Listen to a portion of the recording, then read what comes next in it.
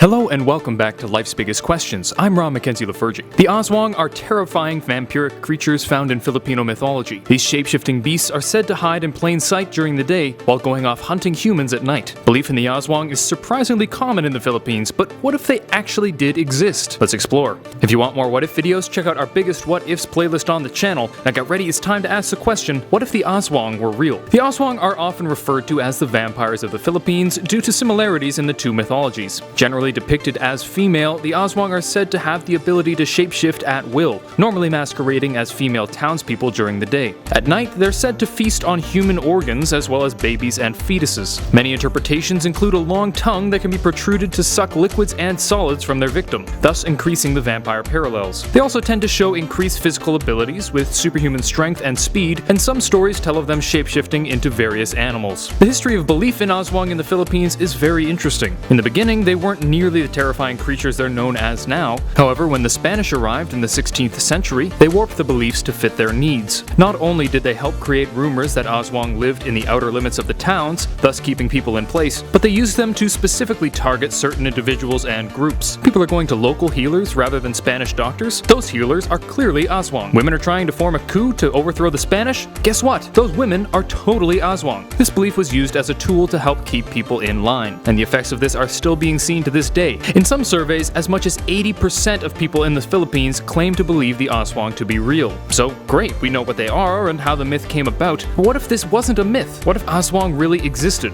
Well, of course, if these creatures existed that hunted humans at night, being out at night would be far more dangerous. Murder rates would shoot up, with people being found dead at ridiculous rates, thanks to the hungry Aswang assuming they were relatively numerous. If they focused on children, as they do in some stories, then this would be particularly terrifying. At first, there's a good chance that these murders would be explained away as regular murders, perhaps even a serial killer if the people were killed in similar ways. However, if evidence began to mount, and particularly if they were caught on camera, people would begin to be very worried. Especially with the prevalence of CCTV cameras nowadays, there's a good chance that one would be caught on film. That is, unless they had even more vampire abilities and couldn't be seen in mirrors or through a camera. Once we knew they existed and what they were, people everywhere would become absolutely paranoid about their neighbors. And unfortunately, there aren't many ways to tell if someone is an Aswang. It's said that the main way to tell if a person is an Aswang is to look at their eyes. The claim being that staying up all night hunting causes them to have bloodshot eyes. Unfortunately, bloodshot eyes aren't particularly uncommon in this fast-paced world in which we live, so that's not much to go on. This could potentially lead to a number of witch hunts, or even lead the government itself to use this paranoia in a similar way the Spanish did. By labeling dissidents as Aswang, they could eliminate them without lifting a finger. Thankfully, while they're difficult to detect during the day due to their disguises, there are certain things we can do to warn us and protect us against them.